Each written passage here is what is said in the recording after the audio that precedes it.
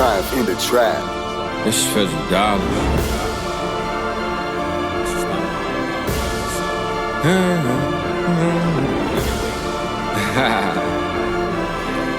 Do you believe in miracles? Ay, I play chess, but only in 4D. I'm by myself, but they think I'm 4D. When they see me online, they think they know me. Go ahead, like and subscribe, you gotta show me.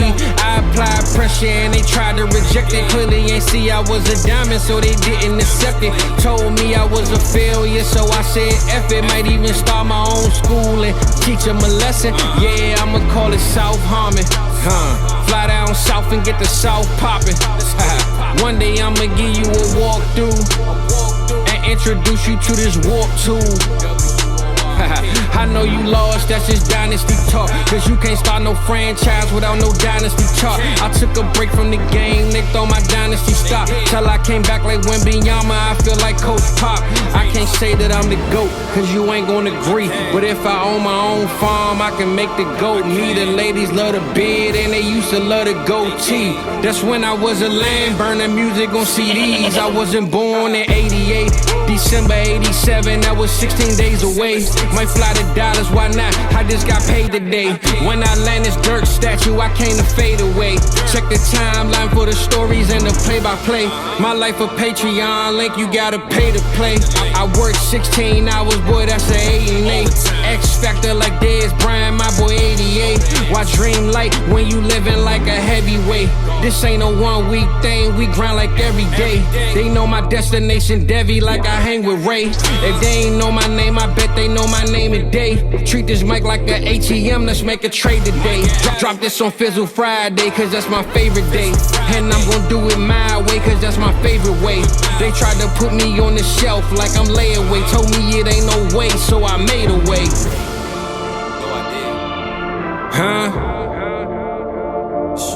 Welcome to South Harmon, I'm glad you here today.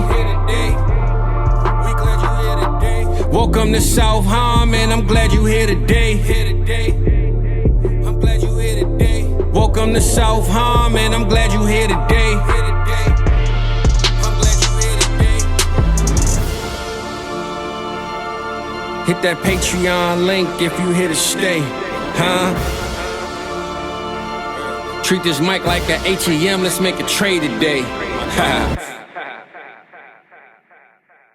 Welcome back in, everybody, to another edition of the Dynasty Trade Show. So glad you can join us this week. Unfortunately, sad trombone, not in the same building. I'm not sitting on the cast and couch reviewing trades. Back in the home base. I couldn't get rid of it, man. As you can see, I couldn't do it. It's still back there. It's still back there. If y'all listen on podcast, you can't see it, but it's back there. Trust me. Brownie the Elf still be peeing on my head if I was sitting right there. Adam, buddy, what's up? We had an incredible week last week together the whole time. Always a great time. But I am a hurting man. I did manage to get a trade in, so we can stay true to the name, right? Start every show off with our old trade. We got it. So we got it. But how are you doing, buddy? How's your recovery coming from last week? Recovery's great, man. Bounce back. The elasticity still great. Bounce back like it's nothing. We're good to go. And Mike just started drinking again tonight.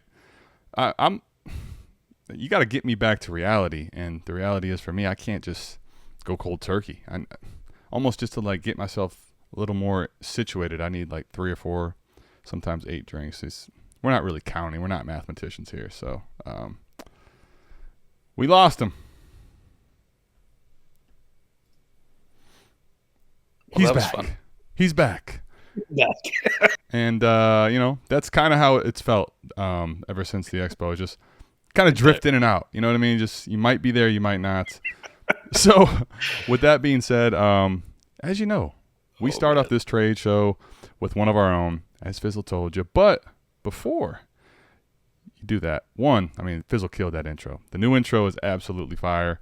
Yes. He told me specifically, Adam, don't let Mike hear this until he gets in your car and he's in Ohio. I'm like, I almost screwed that up, but we saved it, last minute. Played it for him. So I hope you enjoyed the new intro, but we start off with our own. Before we do that, if you do want your deals featured on the show, patreon.com/South Harmon. For the rest of the month, $1 a month will get you in the door. You can put your trades on the Shithead Trades channel, have a chance to be reviewed like everyone else is on the show. Dynasty Mind Warped and our website, all live, southharmonff.com. Go ahead, take a look at the Warp Tool. The Warp Tool has been getting a lot of buzz. Koopa, Koopa, if you know, you know.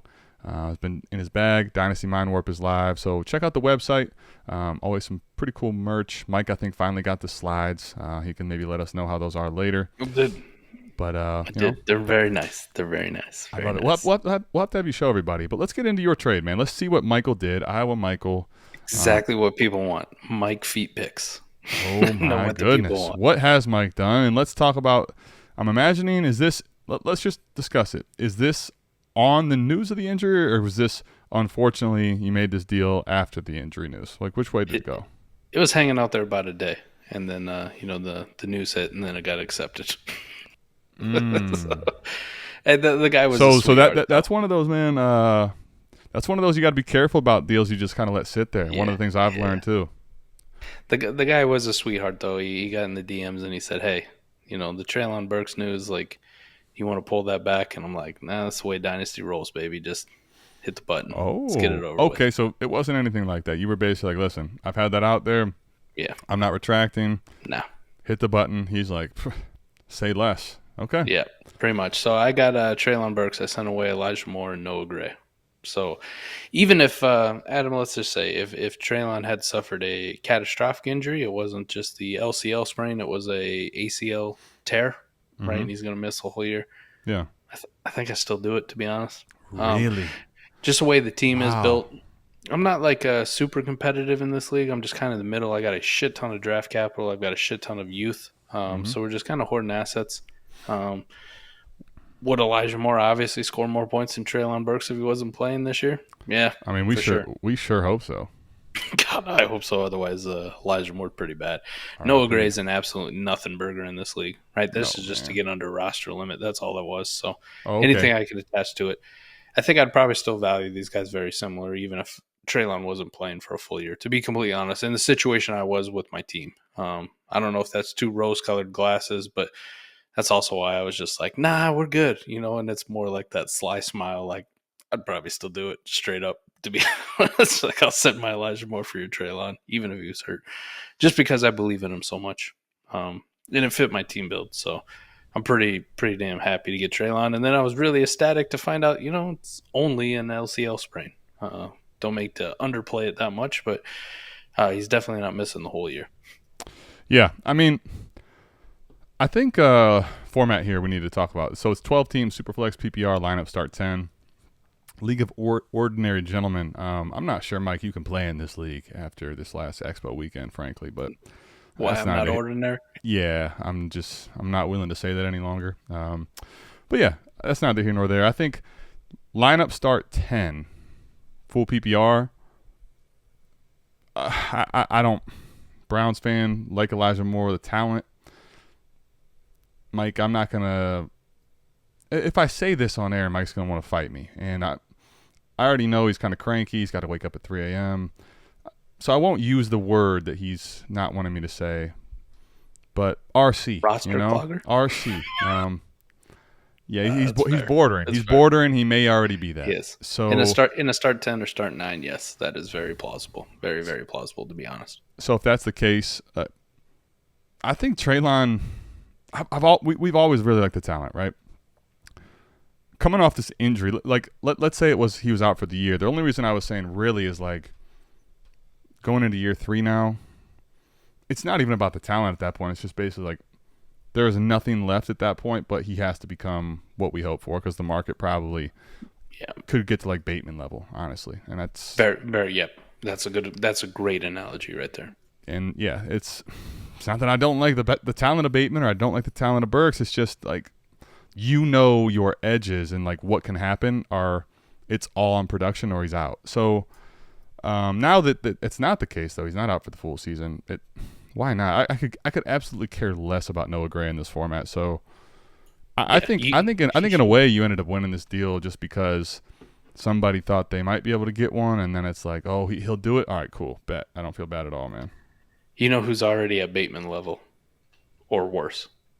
Elijah Moore. So, like, this is even if Treylon was out for the year, you talk like, oh, you gotta be a Bateman level next year. Well, Elijah Moore's already there, or worse. Yeah, well, if it don't happen for Elijah Moore this year, it's done. No one cares. I really don't think there's a lot more to discuss on it, other than like I think if you want the Elijah Moore side, you clearly have a little bit of a just acknowledge that you think Elijah Moore has more to gain than the average person, and the market doesn't really reflect that. So right, nothing wrong with that, but I'm not there. For both of them too, like the reports out of camp have been rosy for both of them. Let's keep it 100. Like, both of them have actually been getting pretty positive reports, which is good to see, because I do like both guys. I just like Treylon a lot more. That's pretty much it. Yeah, man. Yeah, I think I'm taking Burks there basically every time in that format, especially. I mean, the thing is, even in best ball, like Noah Gray's he's almost not what I'm looking for, even if I was getting the 2-for-1 in best ball. So I'm not sure how often I'm even taking that other side, period. Here we go. Slemmo is getting Ryan Tannehill, DJ Moore, David Montgomery, T. Higgins, sending away Tank Dell, Mike's one, True Love, Sammy LaPorta, a 24 first of their own, a 24 first from the Lou Moon, and a 24 second. Mike, this is a 12-team Superflex. Half-point tight end premium, lineup start 11, the cellar dwellers. What do you think here, man? Which side do you want? I was going to pull up Warp for it, but then I just remembered looking at it, I don't really care what the Warp says. Like, this is pretty easy. Like, Warp's not going to tell me a lot on this one that I don't already know. Yeah, what do we care about here? There's exactly. The only thing that would tell me is the League Simulator, which is another tool to go check out, right? Like, that could tell me something. Or our partnership that we got with Dynasty Daddy. Go check them out, right? Go check out Dynasty Daddy and see kind of where these first might rank. That would be the only thing that would change this for me. But on the surface here, Adam, people hate it. But I think T. Higgins in a lineup start 11 is damn near worth 2 firsts by himself. Now, I think in most situations, I'd probably just take the 2 firsts over T. Higgins because that's the process play. Yeah. But I think he's worth that. So that's where I'm going to start. Now, DJ Moore, is he worth Sam LaPorta in a second? Is he worth Sam LaPorta a second in Tank Dell? Every fucking day of the week. So you get a free Ryan Tannehill in a Superflex league who, by his own right, is worth a second.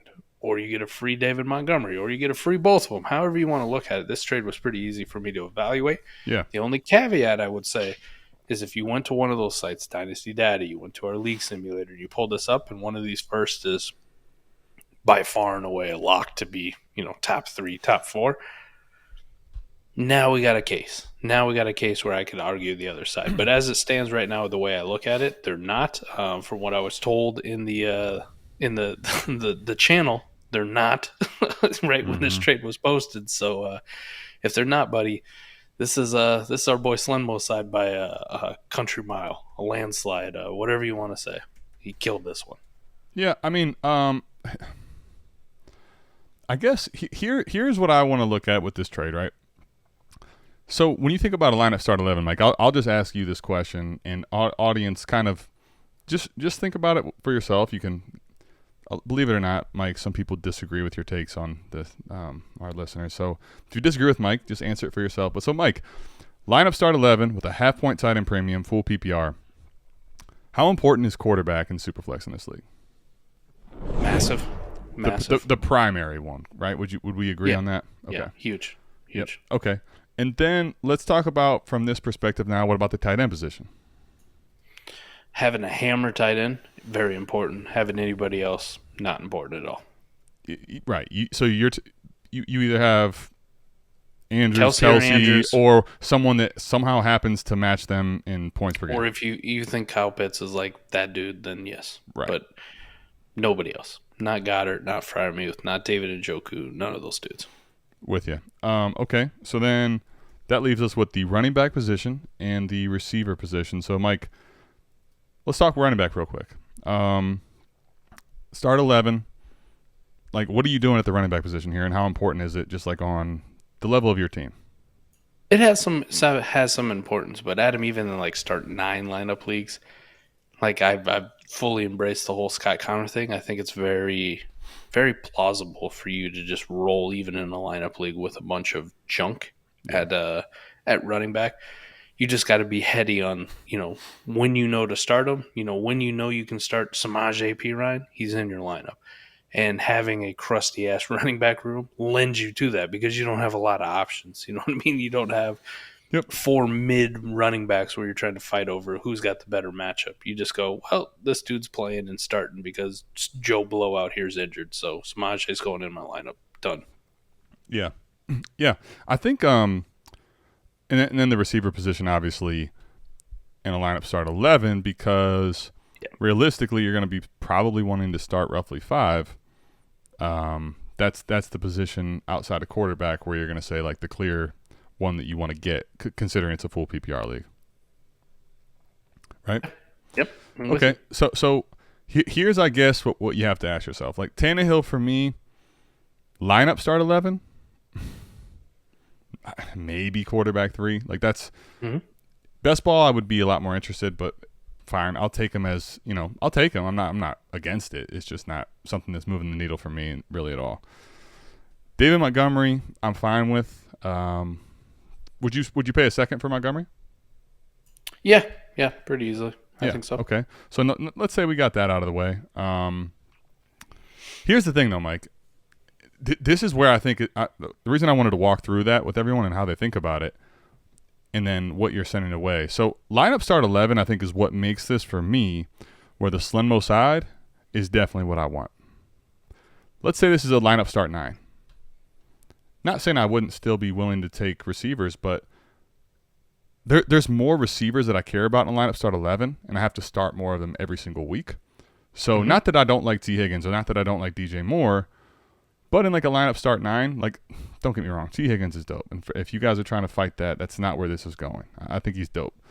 But I don't necessarily need to have T. Higgins, DJ. I don't have to have like a trailer full of all these receivers. Lineup start 11, I want to have a lot more. You look at the simulator, Slenmo is projected to get 8 wins, clear number 2. And then Lou Moon's also projected to get 8.27, but because of the way the schedule went, he's the 4. Point is, these two teams look to be very, very good. So is there a risk here? Yeah, especially sending away your first. That would be the only caveat I have, is that like I would really want to know not just what the simulator says, like, do you have a chance? Are there holes? Because if you end up like screwing this up and you have one of those is early, it's probably going to be worth more than all the players here. Like if we're talking, it's legitimately a top 3 pick. Outside of that, though, man, this is an easy win for Slenmo in my opinion, and that's why I wanted to walk through that with format. So I pulled it up with Dynasty Daddy too because I was curious about it. Slenmo number 1, and Lou number 5. And I just wanted to get an idea too, like what's he rocking with that he's ranked number 1 right on Dynasty Daddy. Joe Burrow, Dak Prescott, Superflex, pretty good. Now he's got Ryan Tannehill as his 3rd quarterback, right? Yep. You get that 3rd guy, the buffer. JT, Ramondre, Monty, Roshan, Antonio Gibson, Jalen Warren at running back. Got depth. Got a hammer. I like that it's not overly potent, right? You don't have like a whole bunch of crazy high ones, but you got enough. His wide receiver room was what was lacking, and that's what he filled. T. Higgins now, DJ Moore, 2 guys in this trade. Brandon Aiyuk, Chris Godwin, Juju Smith-Schuster. So, like, he needed that wide receiver depth. You take those 2 guys out of this trade out of it, you're looking at Chris Godwin, Juju, Brandon Aiyuk was his wide receiver core. I feel much better now with T. Higgins. Go back to what was the QBs? Joe Burrow, Dak Prescott, and he got the stack. Yeah. Got a stack, baby. Okay. And his tight ends. We talked about tight ends. I don't really give a shit about him in here. What's he got though? Got the hammer. Mark Andrews. Okay. I'm in, yeah, this was worth it. I think. And given that you have Burrow and Dak. Right? Like, he still has picks too. So he was able to send his worst picks. Wow. He holds a 24 mid first is what Dynasty Daddy's saying. So props to him, man. Yeah, I especially you keep one of your first.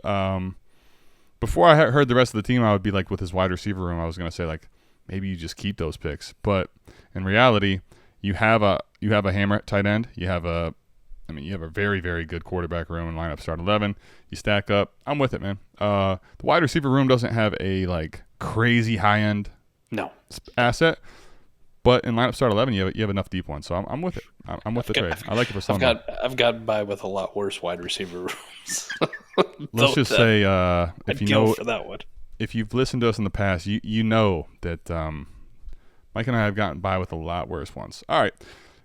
So we got Mighty Booch getting Brandon Aiyuk and Mac Jones. Wow, this is a McNutted trade if I have ever seen one. My man. Brandon Aiyuk, Mac Jones for Terry McLaurin and Brock Purdy. 12-team Superflex PPR lineup start 9. Foxtrot Dynasty. Well, I know what Mike's going to say, but let's hear it anyway. So I don't need Warp for this one. I don't need League Rankings. I don't need Dynasty Daddy for this one. This is pretty easy because it's position for position and position for position. And this is where, like the Dynasty Trades in 5 guys, process over players. Well, this is all I have is to analyze players. And I'm taking Brandon Aiyuk over Terry McLaurin, no question about it. I'm taking Mac Jones over Brock Purdy, no question about it. So you win on both fronts. Congratulations, man of my heart.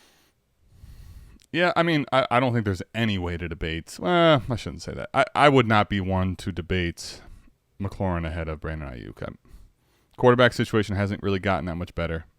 I don't care if you're an old Sam Howell truther or you really like Jacoby Brissett. Can't imagine that's actually true, but it's not the case. And then Brandon Aiyuk has just been, man, when he's been given the opportunity and been playing snaps, alpha, I think is, well, people aren't going to like to hear that word, but I don't care. I love it. Give it to him. Fight Give him. it to him, man. I'm right here. The other night I was sitting in Discord and I put something on Patreon. I updated my rankings live with some of the patrons we got in there, and we chopped it up a little bit. And when I got to Brandon Aiyuk, man, that was a man. I was just like, you know what? I generally try to think, with a clear head, okay, about Brandon Aiyuk and where he's at. But I said, you know what? I'm doing it. This is how I feel about it. Moved him up a tier, wide receiver 18, done and done, alpha. Forget it. Fight me. I don't care. Are we allowed to call him alpha when we're below keep trade cut, I think now? Are we below still? I thought Damn. so. No, he might have moved. He might have moved. I thought no, 22. He's 22. All right, never mind. Right, he was higher at one point. He's back down. All right, cool. Eat it, keep trade cut. Anyway, I'm with you. So, but here's I think the thing. I know you're talking player for player, and I know you hate this guy, but it's actually more about Mac Jones than it is Brock Purdy. But let me just start with Mac, okay? This is where I think even though it is player for player, let's just – I'm talking to everyone listening that's not Mike because he will not remove his heart from this, okay? Remove your biases, all right? Remove your biases and just think about the format for a second. Lineup start 9. You're probably watching Dynasty Trades in 5. They talk about hammers. Lineup start 9's hammers. It's a hammer league. Like you do not want to have many, if any, that are not like hammers. You don't want to have these mid to low end guys. We have had our moments of liking Mac Jones because really, I'll tell you what I did. I'm with you. Ray told us about him. We got him, them drafts before the NFL draft. We got him in the second round, and they're like, okay, this is straight value. And then after his rookie season, he has not been a value really anymore. Now, I still like myself some Mac Jones, and even in this format, I'm willing to have him as like a quarterback 3 type because it's a insurance type thing. But I'm not someone that really believes in Brock Purdy. I'll just tell you that straight up. But if you're telling me right now, where does the ceiling lie in either one of these? Like the San Francisco 49ers quarterback has a different ceiling than does Mac Jones. So it's a matter of if Brock Purdy actually gets that role, takes that role. I think that's where the trade's a little controversial. I personally don't want Brock Purdy, and I've liquidated a terrible amount of it. I don't have – I think I could pull it up. I think I have 3 Brock Purdy shares, and all of them I traded like 4 or 5. So point here is that this trade I think is actually going to come down to, Mike, in a lineup start 9. Frankly, if Brock Purdy hits anything, that side is going to win. Just the way it is. If he's like a quarterback, he's a mid quarterback 2, like high-end quarterback 2, it's probably going to be the win. But you're betting on Brock Purdy here. I think Aiyuk over McLaurin is definitely the play. I think the safe side is Mac's side and probably the one I'd rather have. But if you were going to shoot for the moon, I think that's the other side. So you're saying Brock Purdy has higher upside than Mac Jones? Is that what you're saying? I'm saying that the San Francisco 49ers quarterback has higher upside than Mac Jones. Yes. I will fight you on this one. Okay. That is false. It's not false. It's false in my opinion, right? So That's if I fine. look at That's fine. Those are different statements, though. So here's some details on Brock Purdy, right? Yeah. And people think I just hate him. No, like he wasn't objectively good, even from a fantasy point perspective. With a fully healthy elbow last year, right? Here's his quarterback finishes on his magical run. Okay, 8, 15, 13, 11. He did have a QB5 week. Adam, that was again. He was 8, 13, 15, and 11. Right. He did have a QB5 week. That was in magical week 18. You know, when no fantasy points, no one gives a shit at all. No one cares. Mac Jones, QB9, 7, 11, 15. Don't it sound the exact same? How many weeks did he play, though? Yeah. They had the same, though. No. No, if you go over the full season, the amount of times, that's not the same thing. What? How many games? Because I'm talking about the San Francisco quarterback. Right. Not Brock Purdy. Okay. I'm talking about the San Francisco quarterback. Let me scroll down here and let me find the actual San Francisco quarterback then, too. Yeah, I mean, because you're going to have to add in whatever weeks Jimmy G. I'm just talking spike weeks here, Adam, because this is all we give a shit about in start 9. We don't care about consistency. No one gives a shit. Agreed. Right. Jimmy G, right? We get the full season, so we can add them 2 together. 15, 8, 11, 7, 14, 6. 0 spikes. 0. Well, I wouldn't say. Just because you're the San Francisco quarterback doesn't mean your ceiling is ridiculously high. Like, you still need to be good at football. And I would argue that both of these quarterbacks are basically the same. In a start 9, they're both equally worthless. Well, that's where I think the difference lies, though. Mac Jones, in a different situation, if Mac Jones is playing for the 49ers, you and I would we agree that we would rather him be in that situation? Mac Jones and the 49ers versus him being on the Patriots right now? Yeah, of course. So this is where I'm telling you this is player agnostic for me, and where I'm looking at format and I'm looking at situations. I don't have to really care about Brock Purdy, the player. I don't have to even believe in him. But I do believe, Mike, even though those aren't spike weeks, quarterback 8, quarterback 14, like those weeks you're saying with Jimmy G, I'd want those weeks in lineup start 9. I don't have to have a top 3 or 5 week to win if the rest of my team's built right. My only point is this. You don't have to like Brock Purdy or bet on him or take this trade. I just think we should at least acknowledge that if somehow he was to take the job and become a quarterback 15-ish type, that probably is going to be the side that wins. That's all I'm saying. It's simply that simple. You don't have to like Brock Purdy, and you can fight for Mac Jones all you want. I think Mac Jones in the current situation is a quarterback 3 that I want in this format. Nothing more. I think the quarterback for Frisco has a chance to be someone I might actually consider starting on a more regular basis. I don't believe in Brock Purdy, but I think that's just the process play for me. Mac Jones' rookie year when he was in a better situation, right? QB 11, 4, 7, 9, 6. All I'm saying is they're basically the same guy. In start 9, who gives a shit, though? Like, to be completely honest, we break it down to this league's format. No, I do. I absolutely give a shit because it's driven by quarterbacks, and I would rather have in a vacuum, like we've seen the quarterback for Frisco. You don't have to love him, but it's been an offense that provides scoring opportunities, higher powered offense typically than what we've seen out of New England for a long time. No, in start 9, I could care less about these dudes. I really could, Adam. Like, I'm aiming for 2 top 12 guys and nothing else. Like, that's fine. You don't have to care. I'm just telling you in process, I would rather have a quarterback that could be a lot higher on an offense like San Francisco. In lineup start 9, Mac Jones to me is absolutely guaranteed to be more of a quarterback 3.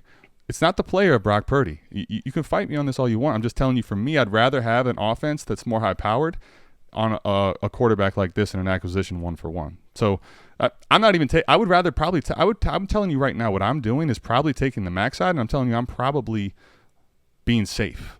Like, I think in this format though, safe doesn't win you anything. Okay.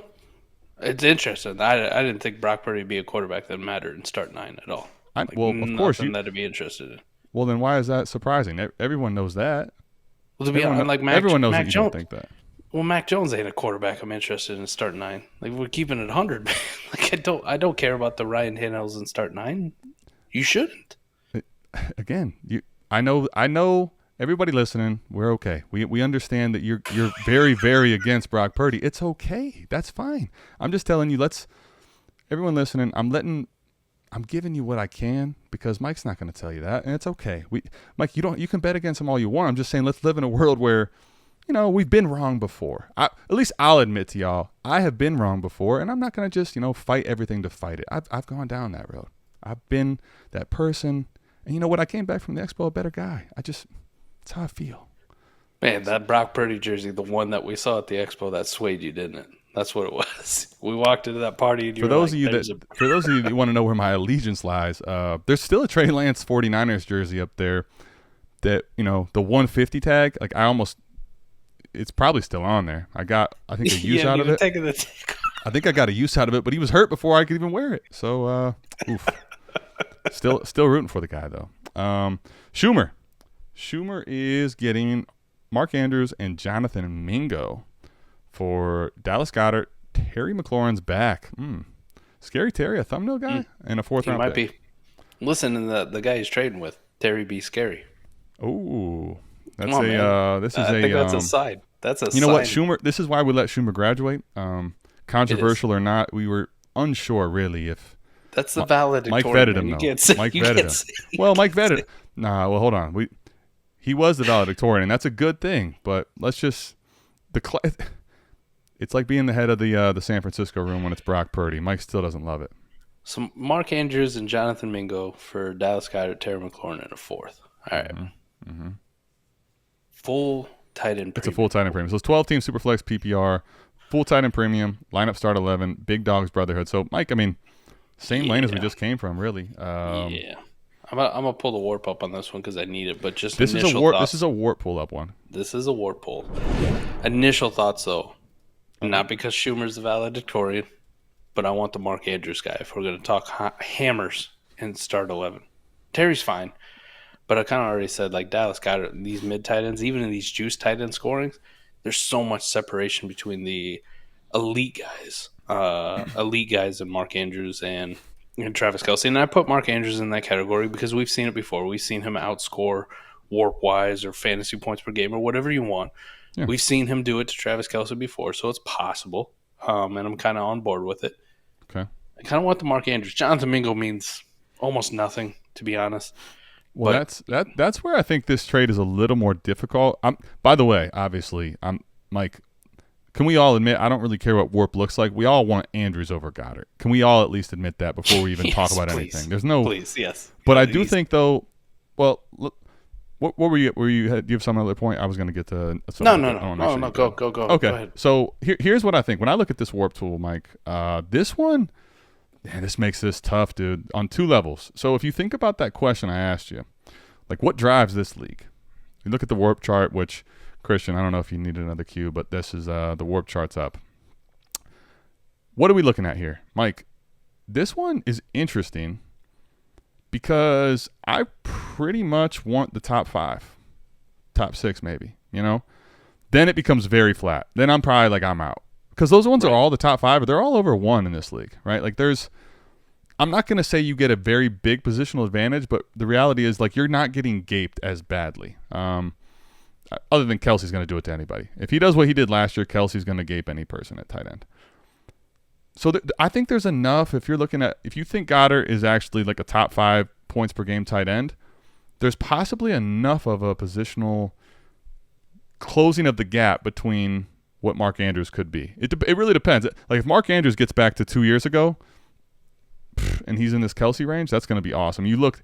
What was Kelce? He was everything that only a couple quarterbacks weren't in this league, right? Right. So I think that's where the bet really lies. Because here's the thing: in start 11, Mike, Mingo, I'm not a Mingo guy. Let me just put my cards on the table. Terry McLaurin in start 11, though, when I look at this line, he's in this top 24 guys for me that give me a little bit of a different advantage in lineup than do – because I'm not going to feel comfortable pressing the button on a lot of these back end ones. So I'm basically going down I'm tearing down at tight end to get a weekly starter. That's, I think, the basis of the trade that makes it difficult for me. So let me just ask you too, because we're looking at the same thing, and my take on it is we're going to live in a world, right, where Terry McLaurin is that top 24, so that's like 0.74 for last year, right? That's where he was. I think your top 5 tight end, like Dallas Goedert, I'm with you, could get there very well could be that guy. And that's about a 1 warp, give or take. Right. If I go look at Mark Andrews and Travis Kelce from 2 years ago, or exactly. 1 year ago, 2021, both Much those different dudes, combo. Yeah. 2 warp or better, right? Agreed. So if I'm just doing math in my head, I go 1 plus 0.74. Man, they still don't even come close to like the difference that a Mark Andrews could possibly make on this team. And this is with me going like Jonathan Mingo is a 0, right? Like doesn't even matter to me. And that's where I side with the Mark Andrews side, because I'm thinking like if things go the exact same way, even if Goddard hits that top 5, even if Terry McLaurin maintains with all the change and the Sam Howell thing and the emergence of Jahan Dotson, like if it stays the same and he's a top 24-ish wide receiver, which I think is possible, even in the rose-colored scenario, I got to be rose-colored with Mark Andrews. I'm like, this is a dude who could get above 2 warp. Now, I don't think he could do what Travis Kelce did last year. Like you said, is absolutely ridiculous and up there with the top-tier quarterbacks. But could he be above a 2 warp type of player? Yeah. I've seen it before. Of I course. think it's possible. So Yeah. I still want the Mark Andrews side, even though, like you said, in this format, if I was Schumer, I don't think like Mingo's the guy that I'd be asking for back. Like if I was But that matters though. That matters though, doesn't it? It matters some. Like it's more of an ancillary piece. Like just more, you got to know your roster construction, right? Like you need to know that, because that's where I was about to go. There's only 25 roster spots on this team. Yeah, like you can't really waste a roster spot on that. Like I want a draft pick back, or I don't know. Could you get like a possible fill-in running back, a David Montgomery type, like one of those dudes instead of this wide receiver? And I think the answer is probably yes. Definitely. Now, there's 2 things I'll say to that. As far as in the construction of the trade, you could, if you know your league and you're like, yeah, but I could probably ship Mingo off, and it's still. I think problem is for me in most markets, Mingo is an asset in this format. I'm kind of just like, I need Mingo to do something before I can even move, right? Like that's how he's valued. You need some camp or preseason highlight or Yes. some shit like that to before. And I don't want to people are rely like, on oh, that. Yeah. I don't want to rely on that with Mingo. Now here's the reason I say that, because you could probably structure it where you get a running back or some other player that you prefer. The reason it's so big to me, Mike, is in this format you're probably going to be starting 3 receivers and you're probably going to be starting 2 flex. Yeah. So if I'm starting 5 receivers, like I want to have a good 7 probably. Like picking up Terry McLaurin matters in this format, right? Whereas if it's lineup start 9, I could probably say, no, I don't necessarily need to have that. I could probably have 4 or 5 receivers. My threshold for where those are going to be maybe looks different. In lineup start 11, Mike, like Terry McLaurin is one of these guys. He's not sexy, but he's high enough on the warp chart. I feel good enough about him weekly, plugging him in. And the other thing is, too, I can now probably have if I have the roster construction right, let's say I have 6, 7 actually very good receivers, Terry McLaurin can slide in unsexy, and now I might be able to move off of one of these other wide receivers and get into a position that matters. That's where for me the edges are. If I'm taking this Andrew side, I have to basically, like you said, I'm kind of now pigeonholed in my opinion into Andrew's better smash like he used to. Absolutely could happen. If you're making this trade, he already better do that. Like he better, yes. If he doesn't do that, you don't want to make this trade. We all know fucking that. And here's the thing with Mingo for me, this is where that trade for me is like, I just got really flaccid, man. Like, nah, I don't want this. I don't want this Mingo. Y'all got this, man. I'm good. Like, I feel like I know in this format I'm going to end up stuck with him. If you can move him, I'd say this, if you make this trade and you get to move Mingo and you can actually make it more of a receiver that's not very much different than Terry, or you have to add a small plus now, because we all said at the beginning, if you can get Mingo back to something close to McLaurin, what we say at the beginning, we all know that Andrews is much better than Goddard. So if you can 4D this thing, Schumer, I think is the way I'm trying to tell you as the valedictorian. You're representing the brand in a bad way for me right now, but what I'm trying to do is help you fix it. attach something to Mingo, make it closer to McLaurin. Because if you told me it's Goddard in a second or Andrews in this format, I'm taking my Andrews. So that's, I think, what you need to do to make this right. I get you. That one made sense to me. The Brock Purdy shit don't make so sense to me. That's okay. So. I know. Listen, I'll tell you like this, right? Sometimes when the tunnel vision is very strong, like I understand. I understand that basically, like, you can operate and talk in a plane over here, but you can't see through those tunnels, man. It's just like, if you're in a tunnel, man, all you can see is the walls around you. Everybody knows that. If you haven't told, Adam and I spent a very long week together. We went hard as shit. So now we get jab week. We get jab week. I love it. 12-team Superflex, half PPR. Holy fuck, Mark Andrews. Lineup start 9, Dynasty douchebags. We got to bring Andrews back. What about your boy TJ Hawkinson? Don't just slide on him. Mike, can I tell you what I have to start off with? First of all, Dylan K and Joe Fest. But Joe Fest is receiving 2 picks in the year of 2026, which are not first-round picks. Yeah. Like, before I even read the players, it's a one-for-one player-wise. And the two picks are seconds. And by the time that we get to the Expo in 2026, Mike, who the hell knows what fantasy football and dynasty football is going to look like? Mark Andrews or TJ Hawkinson in 2 seconds out in the year of 2026? Mark Andrews, because that's so far out. There's so much that can go wrong. The league could not even be in there. You and I have been in leagues that, fold after a year. Unfortunately. Not anymore. Not anymore. Yes, not anymore. But we've been in leagues that fold after a year. That's just too much. And especially with a league name like Douchebags. Like, I hope they're all tight-knit, but doesn't inspire a lot of confidence, does it?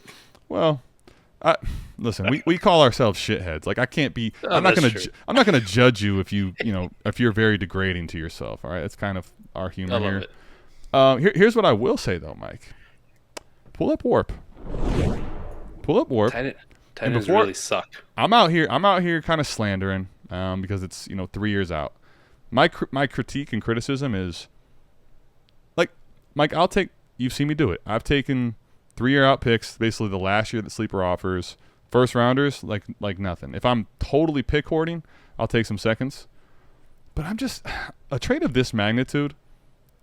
I don't like taking seconds 3 years out as the primary pickup. I'll say this though, man, Warp is so minimal and so nothing. So this is a half-point PPR with no tight end premium is what I'm reading this as. And Warp is showing me this. Like, if you're not Kelce, you're not anything. Or the possibility of being Kelce, but even Kelce in this league. So really, here's the question: is how cheap it is, because they're so far out, worth chasing the unicorn? I don't think the Warp actually lends it to chase the unicorn at tight end, right? Because if you're right, what's it really matter? You know what the funny part is? It's going back to the last trade, and the tone at the end is the same. For this trade to work, you actually do have to capture Andrews. Like, you have to capture Andrews smashing. And here's the other crazy part about this. I know Hock isn't sexy, and like right now it feels like for me, Hock's in a weird spot. I basically have him, and I can't flip him for this bump in value supposedly that's there. This perceived value, right? And I'm also I also don't believe in it enough to really go by myself either, right? Like we're in this like holding pattern with TJ Hawkinson. So, but like if TJ Hawkinson ends up being somewhat what he was down the stretch last year, in this league, I'm probably happy. I'm probably just fine, dude. I don't need the addition. Honestly, what if we talked about the rosy situation for Mark Andrews? What if we've been wrong, right? Like this whole, like you said, I'm in the same spot you are. I got a lot of TJ Hawkinson because he's an Iowa guy. But in the same thing, like people perceive him as he could be tight end 2. He's tight end 3. Whatever the case is, Adam, and you can't sell him for that. You also don't want to buy for him. But what if we've been wrong, Adam? And what if we've been wrong about this Jordan Addison thing? Like we think because they drafted Jordan Addison, TJ Hawkinson won't be what he was to end the year last year. What if we're wrong and he is, Adam? What if he's what we all want Mark Andrews to be? My point is, here's my point. The Warp difference, unless you were to Kelce, isn't really worth betting on, first and foremost. Secondly, I would definitely be willing to put the wager on Andrews ahead of Hockenson. But I'm not risking any real cash. Like, I'm not going to sit here and act like that it's not possible that Hockenson ends up ascending to someone that matters. I'm not going to act like I am out on Hockenson. I just told you I'm in a holding pattern. I want to see it. I don't actually know. Like, if it happened, I wouldn't be like, holy crap, TJ Hockenson, how did this happen? Like, I've never known the guy was talented. You know what I mean? Yeah. Like, Yeah. I'm not going to be shocked, man. So for the two, this trade is so weird because I don't want to pick a side because I want to fight both sides. Have to. I want to fight the person that's like adding a bunch to go get Andrews, and I also want to fight the person that's saying, "Listen, I had Andrews, and you're taking picks out for 3 years that ain't first." Like, can I pick two losers? Can I do that? I'm gonna hold you to it. The audience demands better. You got to pick one. I demand better. My audience, I demand better, and our patron. This is a loss on both sides. Now, I'm going to take TJ Hockenson, but I demand better too. Joe Fest, I think Joe Fest actually I know is our patron, and I would have tried like hell to get something a little sooner, but I'm taking the pluses with Hock given the warp. I think you convinced me, and we talked about it. I'm taking Hock in the 2 picks, even if they are in 2026. I love that I twisted his arm and convinced him. When you see behind him this Iowa tight end thing, don't let him tell you this crap. All right, Mr. Wonderful. Ooh, spicy. Kyler Murray 224 first for Jalen Hurts. Is Kayshon Boutte's? I forgot all about Kayshon Boutte. You remember on the draft stream too, where I'm talking shit like, "Yeah, I'll trade you a third for him." Yeah, it feels like a lifetime ago, doesn't it? Yeah. It does. It feels like forever ago. And Zeke Elliott, 25 fourth, 26 third, 12-team Superflex PPR, 0.75 tight end premium. Best ball start 11. It's a 2 tight end. The league is called Bomb Squad. Mike, basically in essence here. Not the Bomb Squad. That one don't exist no more. No, just Bomb Squad. The league is called Bomb Squad. So, Mike, what do you think here? Best ball start 11. Jalen Hurts or Kyler Murray in 2 first? I love Jalen Hurts, but the best ball thing changes this so much for me. And start 11, 2 tight end, the 0.75 tight end premium, the whole thing. It's also, I believe in Kyle Murray, and I think he's kind of been shit on for far too long. Adam, if I'm not competing, like I'm thinking, a couple years out, I'm taking the Kyler Murray in the 2 first side pretty easily. Because the rest of the shit I gave up outside of Jalen Hurts, I don't really care about. I don't. Booty is booty.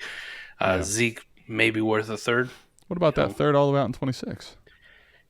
Yeah, hard pass, bro. Hard pass. I'm going to take the 2 first. And one of them, if I'm not reading this incorrectly, is Mr. Wonderful's back, which also could be massive to him. Like, if we talk about the ability to get control your destiny, as we talk, right? To control whether or not you're going to be in that, Caleb Williams, Drake May, Marvin Harrison Jr., whoever the next guy is after that range, or, you're blessing somebody else, right? The same way Des Bryant hit up Fizzle this past weekend. Like, let me bless you. Like, I don't want to bless people with my pick. If it's going to be bad, I don't want to bless people that way. So controlling that's also a massive bonus here, where I go, God, I love Jalen Hurts, and I would give up a ton for him, but getting my first back, getting Kyler, and getting somebody else's first in Cheeky Hobson and betting against him, I want the Mr. Wonderful side. Like, I'm good with this because this clearly signals to me rebuild. Oh, man. You know what, Mike? This one, Christian, you know what to do. Warp. Pull up the warp machine, damn it. All right, Mike, pull up warp, and you'll this one becomes a little tougher, man. This one becomes a lot tougher for me to grade because just everything Mike just said, pretty much in leagues where the warp is somewhat normal, I'm gonna be like, yeah, I'm with you. Like two first is too much, especially given that one's your own, which tends to signal what, like, you can control your own destiny, and normally once you get that back, the destiny's pretty clear, right? You're going for the future. Yep. Look at this warp though, and the reason I say pull it up is, now we talk about all the time how if you go back to 21, 20 previous years, it's not going to look like a lot of these warp charts where it's like, oh my gosh, there's 4 quarterbacks and then there's a steep cutoff. The one difference though here is, man, like the difference in what quarterback 1, 2, 3, and 4 are to all positions versus what 5 is. 5 basically treads and below treads just the skill player line.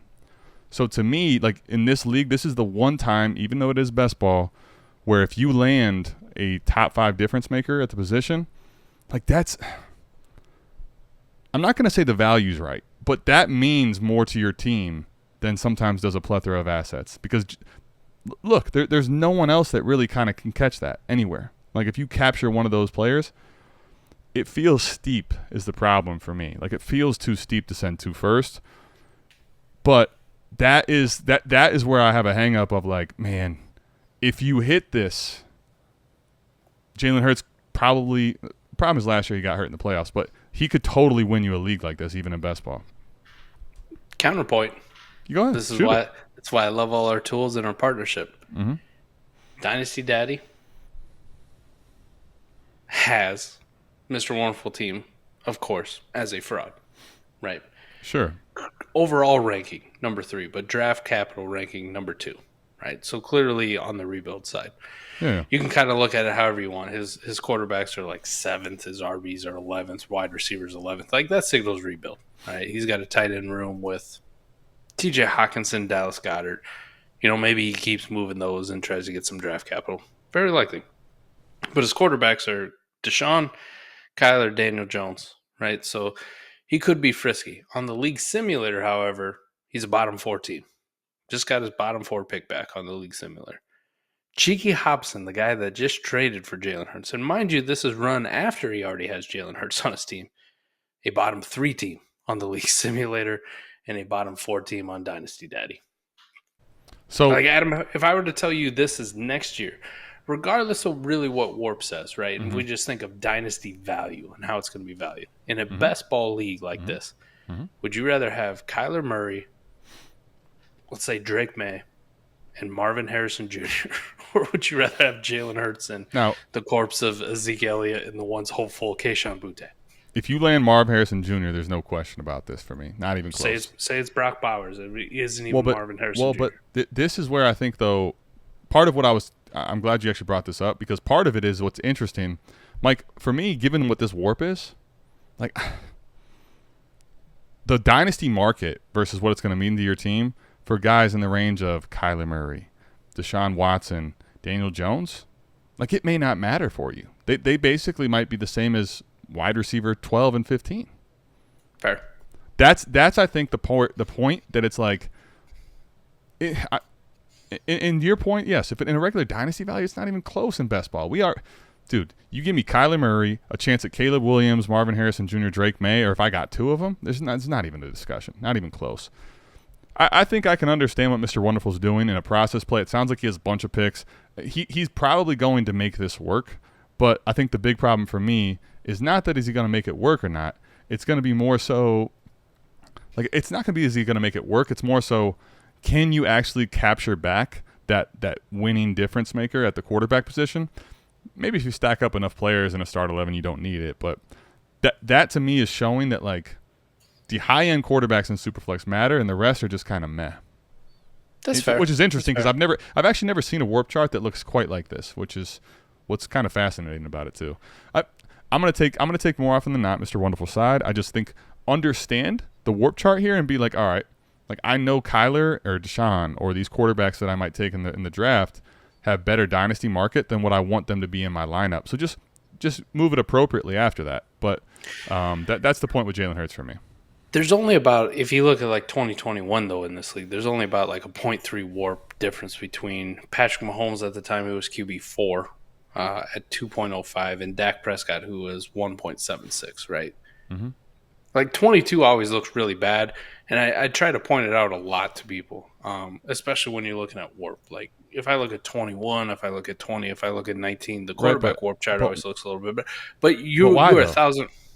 Can I talk about why that point is? Can I just make this because it's not that you're not right. You are 100% right. But I think what people have to at least acknowledge, not saying it can't go back there, but my point about how it's going to ever get back there is, I know this isn't part of the trade talk, but Tom Brady is gone. He is retired. Matthew Stafford being in this conversation is not happening again. Let's see, who was the next one? Aaron Rodgers, I mean, maybe a year. I don't even know. Like there was in the top 10, part of it was there was like 4 or 5 guys, Russell Wilson, 4 or 5 guys that are where do we get that back? That I think is part of the problem in the current market. Not that it can't happen. Who's going to be that guy though? I can tell you a couple of situations though, right? Sure. We didn't have Lamar Jackson for a full season last year. Mm-hmm. We didn't have Justin Herbert fully healthy for a full season. Right. We had Josh Allen with a torn UCL or whatever the fuck it was, fucked up elbow. Yep. Dak Prescott missed 4, 5, 6 weeks. We had an abundance of quarterback injuries last year that we'd never experienced before. Well, So it really separates this whole entire graph when you look at 2022 versus 21. I get what you're saying. there's still a case Matt Stafford. There's still a case though. We've lost some of the higher end guys, and there's still a case where Joe Burrow got banged up in preseason. Quarterbacks, as much as we don't want to have them happen, they're going to get hurt at times too. So it's not like they're all going to stay healthy in one year either. I'm willing, at least when I look at QB graphs, to kind of look at the historical trend of the last 3 years versus just last year. I'm going to look at last year as an outlier until last year tells me it wasn't an outlier. You know what I mean? Like I need you to do it consistently, not just 1 year for me to go, okay, this is kind of where I'm going to look at quarterbacks. Because of those things. Like I owned a lot of Dak Prescott. I owned a lot of, Justin Herbert. And I'm going, there's 4, 5, 6 weeks there where I'm getting absolutely nothing from these guys because they're so banged up. And these are guys that should be in that top. Lamar Jackson, same kind of thing. And if you separate those guys as total warp and don't look at warp per game, it looks very drastically different than the other years. So when I look at QB warp, that's the first thing. Like I don't put too much stock in 2022. I use it as I want to see generally to the rest of the league, but I'm going to go look at the other 3 years and try to get some trends. So when I look at QB warp, yes, Jalen Hurts relative to where Kyler Murray could or would be is astronomically high for last year. But if I look at 21, I'm going, if I try to project them reasonably, I'm going, maybe it's only 0.2, 0.3 warp difference between where these two finish. I mean, I can understand the point. I just think that the reason I would have I think it's a little bit of a slippery slope is we can have that same talk in 21 and 20 about running backs and other players too in positions. And we have to also, I think it's a blend. I think you don't want to make sure 2022 is all you put your cards into. So I agree with you on that point for sure. But also acknowledge, I think we do have to acknowledge that the quarterback room in the NFL is not as good as it once was. And then also on top of it, you have to acknowledge things do change in the NFL. So I agree in point that you're making as a whole. I just think we also have to at least acknowledge that there's a scenario where there's difference makers and there's haves and have-nots at the position. I think is very possible as well. I think in process to finalize, I'm probably going to take Kyler in the picks here. Just it's too much value, but I think that you might want to consider how are you going to get off of some of these assets later, and how would you maybe recoup a elite quarterback back? Is my only thing. I would just think in futuring this out, like Mr. Wonderful, what are you going to do in that regard? Would be my only thing. All right, we got a couple more trades, and we got to get McNutted up out of here, man. 10-team, 2-quarterback, PPR lineup start 10. Best of worst. Matt Gomes, A.J. Brown. Mike, I mean, at this point, there's a lot of players Mike have to put on the thumbnail. A.J. Brown or Quentin Johnson, 24 and 25 first, and a 24 second. Again, 10-team, 2-quarterback, PPR, lineup start 10. Mike, I know you don't play in this, and neither do I, but thoughts initially? Without looking at the league simulator, I want the A.J. Brown side because it's 10-team and start 10. The margins are so thin.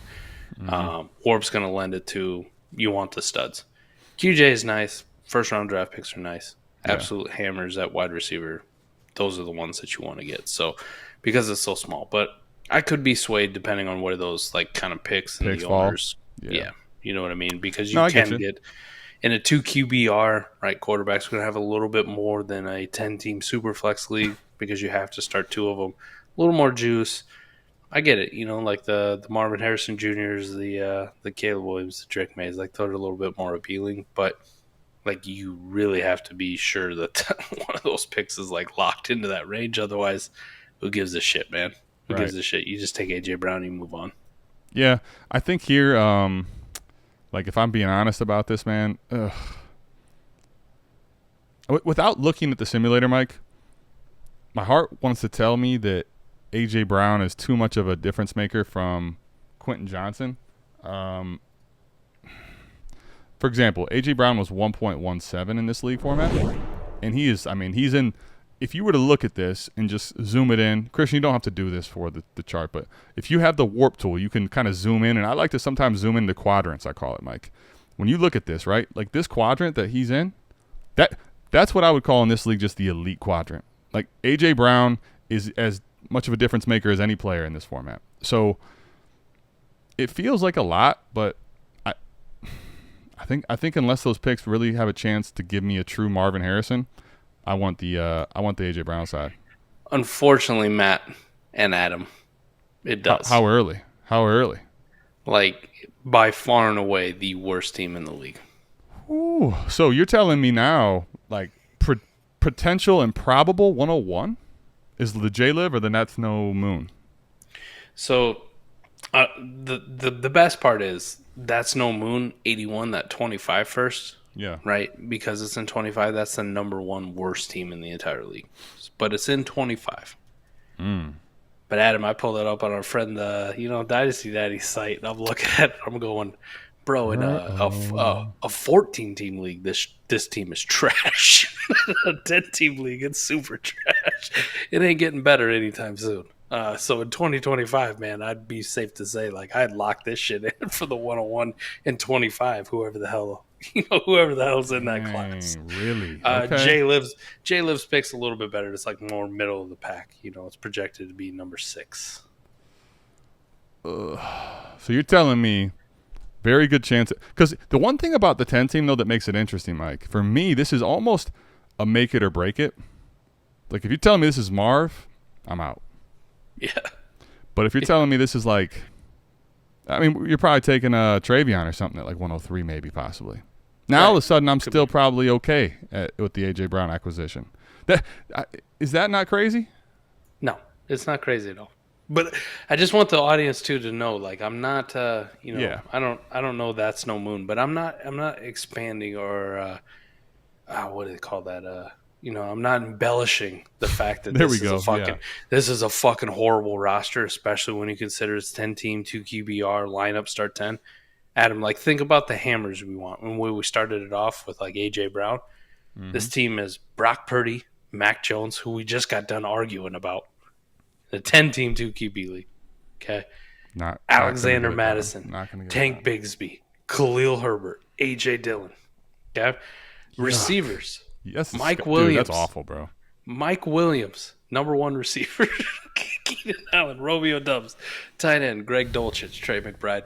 And the best part, Adam, absolutely zero 2024 draft capital that matters worth of shit. So let's just put all the cards on the table. McNutted, everybody listening. Quentin Johnson for me is the piece that in this format, right, I'm still probably okay losing. So now I guess the question becomes really, Mike, do you want your money now or later? Do you want your money now or later? And are you willing to bet on this year? To me, that's it. That's it. Because here's the thing, Mike. Imagine if you make this trade thinking you get Marv and you pass and you don't. What if this is now, again, a Travion or a Bowers and a Quentin? You hate it. You know you do. Yeah. Tell me I'm wrong. I want to keep this thing going. Tell me I'm wrong. I want the Brock 29 side. I'm not gonna lie. All right, I'm glad to hear that we're gonna duke this out for forever. Give me the AJ Brown side. That's fine. We can fight. Damn it, we can fight. I want my money now. I've waited. All right, I've waited long enough, Mike. I mean, I'm gonna be honest with you. This is something crazy. I see it at the bottom here. But let's just read it out. 16 teams, Superflex, lineup start 10, tiered PPR, running back 3.0, wide receiver 2.0, tight end 3.5. I'm assuming these are all the bonuses. I don't actually. Boosted quarterback scoring, something crazy is the league name. Ed Newton acquiring Tyreek Hill, sending away to Maka Flocka Flame, Mac Jones, Sky Moore. Mike, 16 team. I mean, we're talking scarcity. Like, scarcity exists at all positions in 16 teams, really. Yeah. Man. So, warp on this, man. Even if Mac Jones is, let's say QB 24, right? I think that's a fair, like, middle ground. Okay. He's a 1. Yep. A 1. Okay. If Tyreek Hill does what he did last year, with wide receiver 2.0, let's hear it. If he does what he did last year, he's a 0.8 warp, Adam. Think about this. And why is that? Can we speak to why that is? Do you want to try? Or you probably know, but yeah. Because it raises everybody else with that kind of scoring, right? It raises the whole fucking floor, so there's not that big of a separation between the guys. Like, if Tyreek Hill had 170 receptions and a 2.0 tight end premium, yeah, he'd be way up there in warp, but he's not going to get that. That's ridiculous. Well, because there's two big things about this, okay? So, when Cooper, for everyone that is has the warp tool, interested in the warp tool, listen the F up right here, okay? The replacement player is based on how many teams there are in the league. So, for example, there's 16. 12 teams, right? Means the replacement player at quarterback is QB 13 weekly when it's run. This right here, Mike, tells you what? The replacement is quarterback 17. The replacement is wide receiver 17. So that changes a lot of the warp data. What's interesting about this, I wouldn't have expected this line to be that flat, but I think it's a distribution thing for me where, put it like this, if you actually had in a 16-team league enough, because I know there's another trade after this that's going to be his second part, but if you actually accumulated like another, if you had enough to throw away a Mac Jones, this is the trade you want to make. Right. Because just because warp doesn't say that, it's going to, if you could put in a Tyreek in like 2 or 3 studs on your team, you're juicing. You are juicing this team. The problem is, literally a trade like this, which you're like, oh man, it's Mac Jones. Bro, if you get a quarterback injury, you have someone that underperforms, whatever, you are SOL on the market. This is what the cost of Mac Jones is, man. I mean, Mike's Brock Purdy's going to go for possibly Cooper Kupp. I mean, this is just a gross situation if you don't have QBs. To equal in warp, right? Like, Mac Jones has to be like Carson Wentz last year. Right, let's just let that sink in, right? 0.8 warp for Tyreek Hill, who had an awesome year. 0.8 warp for Carson Wentz, who did not have that awesome of a year. So, yeah. Just on warp, Adam, Mac Jones and Sky Moore by a lot. Like, that's the side you take.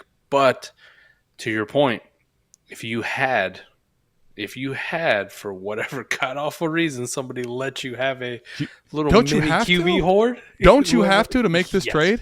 Yes, otherwise you don't make the trade. There's no one doing this. That's part of why you get Tyreek Hill. Nobody makes this trade, right? Nobody does.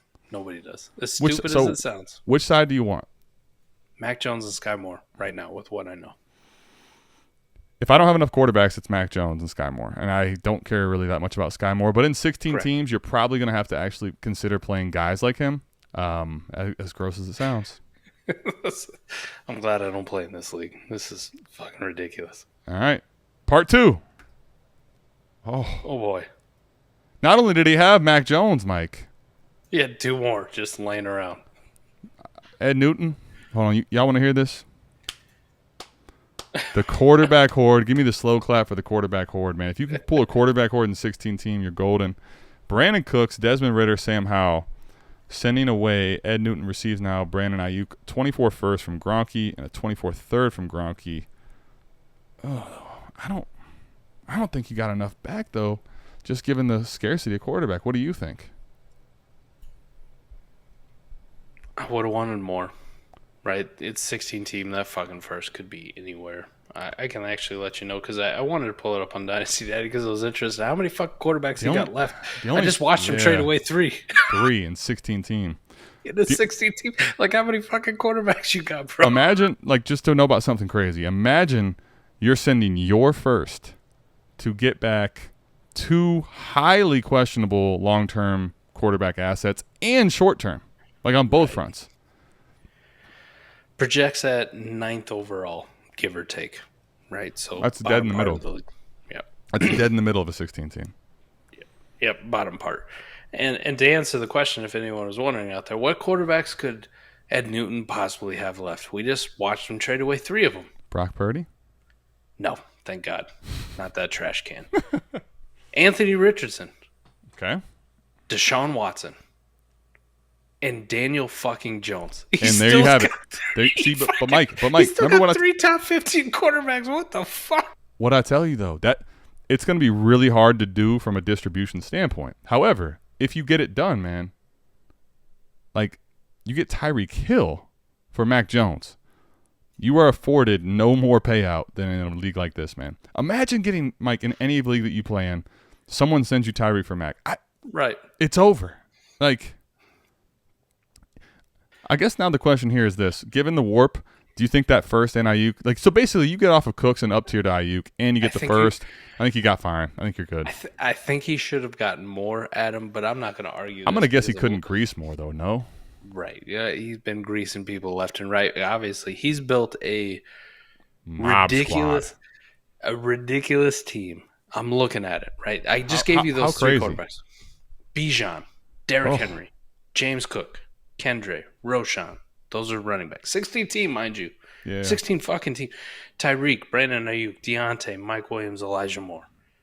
And his tight ends are the only thing that are probably lacking in Sam LaPorta and Cole Kmet. But in a 16-team league, I could really give a shit less. We're doing Cole okay. Kmet's just fine there, and Sam LaPorta, who knows?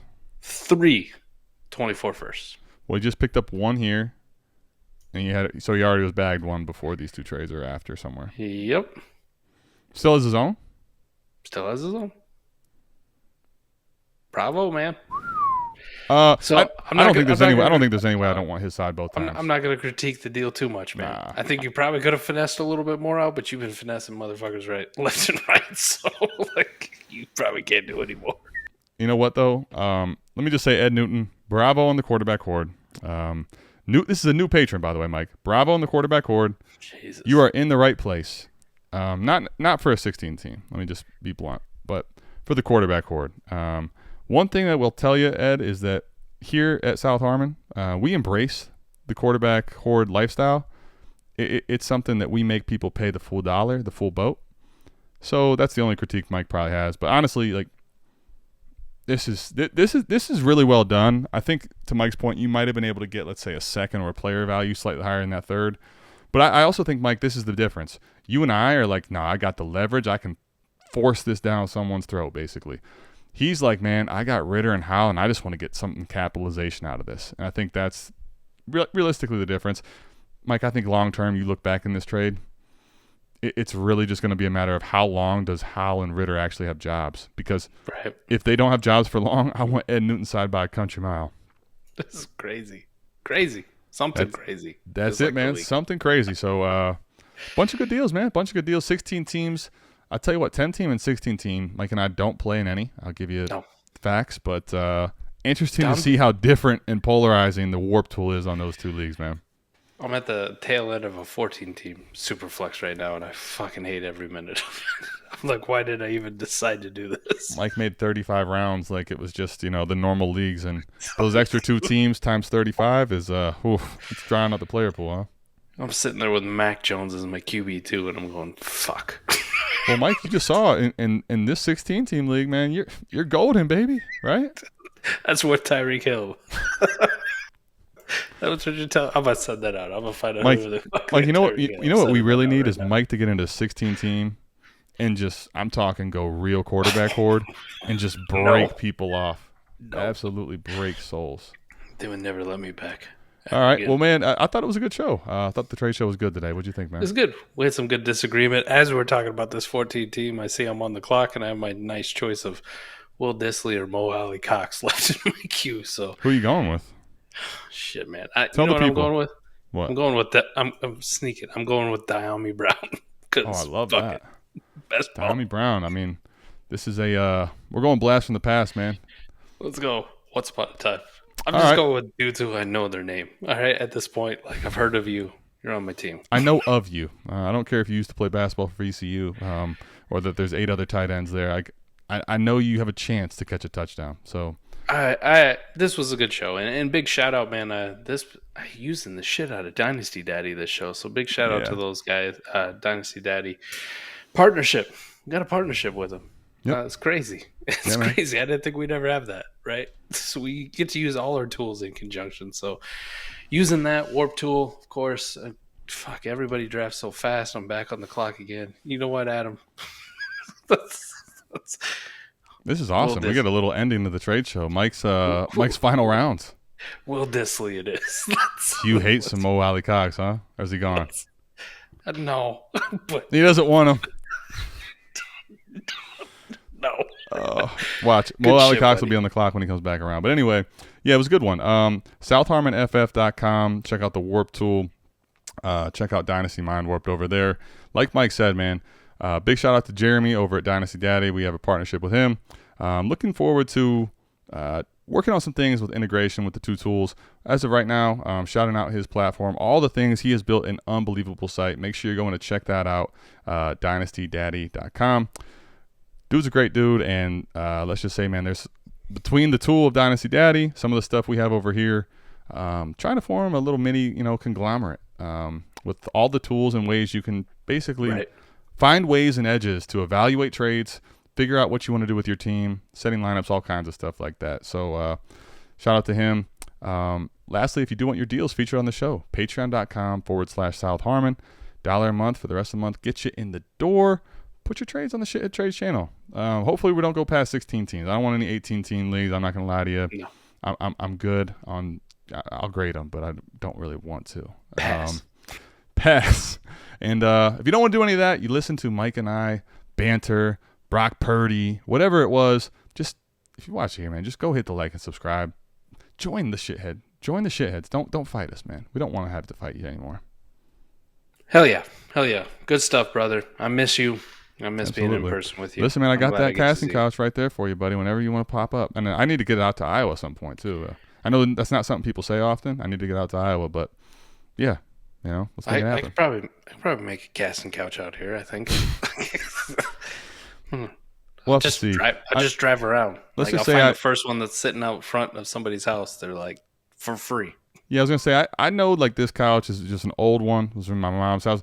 I'm not sure I trust, like, the casting couch that Mike finds either in a dumpster or purposely makes a little crazier when I get to Iowa. So we'll have to – that's TBD, man. We'll see, to be decided. But, yeah, looking forward to getting out there. That's all we got for you. Appreciate you guys. Another 40 Chess Dynasty Trade Show in the books. We'll see you back here next Saturday morning. As the season's getting closer, we're out of this thing. Peace.